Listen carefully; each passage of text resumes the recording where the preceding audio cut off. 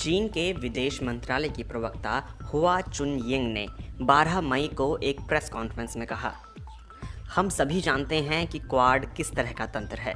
एक अलग गुट बनाने, चीन को एक चुनौती के रूप में पेश करने, क्षेत्र के देशों और चीन के बीच कलह पैदा करने के कुछ देशों के प्रयासों का चीन विरोध करता है।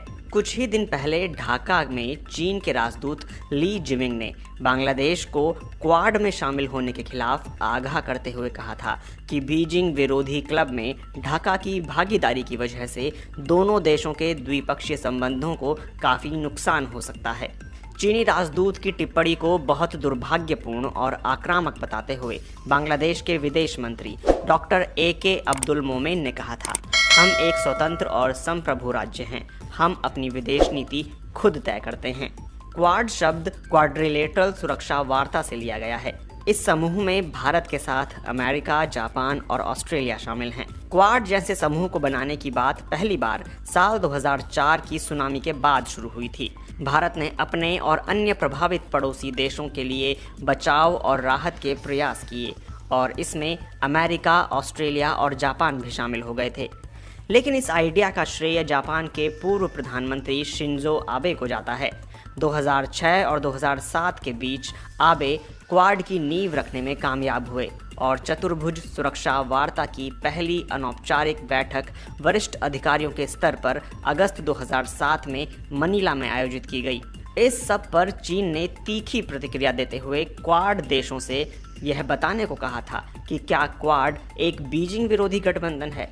क्वाड को एक झटका और लगा जब कुछ समय बाद ही ऑस्ट्रेलिया इससे अलग हो गया।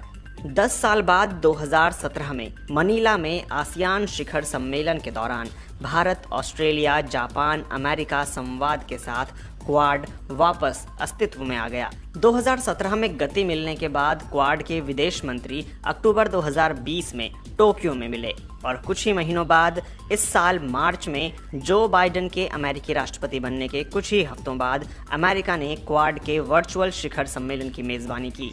चीन शुरू से ही क्वाड को 4 विरोधी देशों का समूह मानता रहा है। उसे लगता है कि क्वाड के ये 4 देश उसकी बढ़ती हुई ताकत के खिलाफ गुटबंदी कर रहे हैं। रक्षा विशेषज्ञ सी उदय भास्कर भारतीय नौसेना के सेवानिवृत्त कॉमोडोर हैं। वे आजकल दिल्ली स्थित सोसाइटी फॉर पॉलिसी स्टडीज के निदेशक हैं। उनके अनुसार चीन क्वाड के ग्रुप को लेकर काफ़ी चिंतित है। वो कहते हैं, पिछले साल चीन इसे नीचा दिखाने की कोशिश कर चुका है। उनके एक मंत्री ने कहा था कि क्वाड समुद्र के पानी पर झाग जैसा है जो हवा से उड़ जाएगा। क्वाड चीन के लिए हिंद प्रशांत क्षेत्र में बहुत बड़ी चुनौती हो सकता है, इसलिए क्वाड की क्षमता देखते हुए चीन बहुत चिंतित है। उदय भास्कर का यह भी मानना है कि समुद्री क्षेत्र में चीन अपना दबदबा दक्षिण चीन सागर में और पूर्वी सागर में दिखाता रहा है और उनके अनुसार इस दबदबे की वजह से जहां दक्षिण चीन सागर में आसियान के देश प्रभावित हुए हैं, वहीं पूर्व सागर में जापान। दोनों क्षेत्रों में चीन चुपके चुपके अपना दावा बढ़ाता दिख रहा है। यह सब देखते हुए जापान, भारत, ऑस्ट्रेलिया और अमेरिका ने कहा है कि समुद्री क्षेत्र में एक नियम आधारित व्यवस्था होनी चाहिए। पिछले साल नवंबर में भारतीय नौसेना ने बहुपक्षीय युद्धाभ्यास मालाबार का आयोजन हिंद महासागर में किया। इस अभ्यास में अमेरिकी नौसेना, जापानी मैरीटाइम सेल्फ डिफेंस फोर्स और रॉयल ऑस्ट्रेलियन नेवी ने हिस्सा लिया। क्वाड देशों के इस युद्धाभ्यास को चीन के लिए एक संदेश की तरह देखा गया।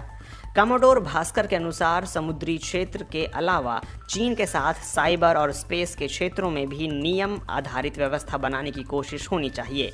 पिछले साल भारत जब पूरे विश्व की तरह कोरोना महामारी की पहली लहर से जूझ रहा था, उसी दौरान चीन की ओर से लद्दाख के कई सीमा क्षेत्रों में घुसपैठ करने की खबरें आनी शुरू हुईं। तो क्या चीन के साथ संबंधों में आई खटास ने भारत को अमेरिका और क्वाड की तरफ धकेलने में भूमिका निभाई? उदय भास्कर कहते हैं कि जो लद्दाख में हुआ उसका क्वाड से इतना सीधा संबंध तो नहीं है, पर वो ये जरूर मानते हैं कि जो बाइडेन के आने के बाद क्वाड की गतिविधियां बढ़ गई हैं। वो कहते हैं, भारत अभी भी यही कहता है कि क्वाड चीन विरोधी नहीं है, क्वाड में सिद्धांतों के लिए सहमति बन रही है। तो समझने वाले समझ जाएंगे कि इसका एक दूसरा पहलू भी है।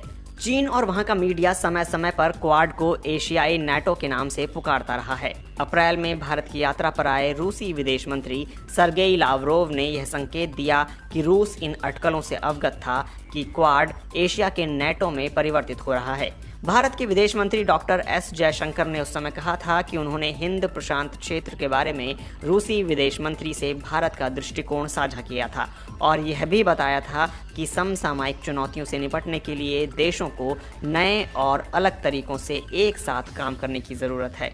जहां एक और क्वाड में शामिल देश वैक्सीन साझेदारी, क्लाइमेट चेंज और नई तकनीकों पर एकजुट होकर काम करने के लिए अपनी प्रतिबद्धता जता चुके हैं, वहीं समय समय पर इस समूह में कुछ विरोधाभास भी नजर आते हैं। जैसे अप्रैल में एक अप्रत्याशित घटनाक्रम में अमेरिका के समुद्री जहाज जॉन पॉल जोन्स ने लक्षद्वीप समूह के लगभग 130 समुद्री मील पश्चिम में भारत के विशिष्ट आर्थिक क्षेत्र में अपने नौवहन अधिकारों और स्वतंत्रता का दावा किया। यह कार्रवाई भारत से बिना अनुमति मांगे की गई थी।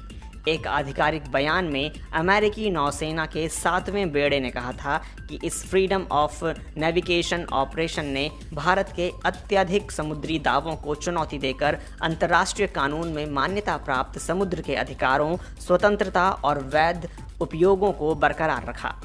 क्वाड जैसे समूह का हिस्सा होने पर भी अमेरिका का भारत के साथ इस भाषा में बात करना क्या दिखाता है? उदय भास्कर मानते हैं कि इसमें हल्का सा विरोधाभास है। वो कहते हैं, जिस तरह अमेरिका ने मालदीव और भारत के बारे में कहा, उससे लगा कि हल्की सी गांठ है, लेकिन अगर इसे बड़े परिप्रेक्ष्य में देखें तो मैं कहूँगा कि बाइडेन के नेतृत्व में जिस तरह अमेरिका ने अपना नक्शा बनाया है, उसके अनुसार क्वाड अभी केवल आलाप में है। उसने अभी अपना राग नहीं पकड़ा है।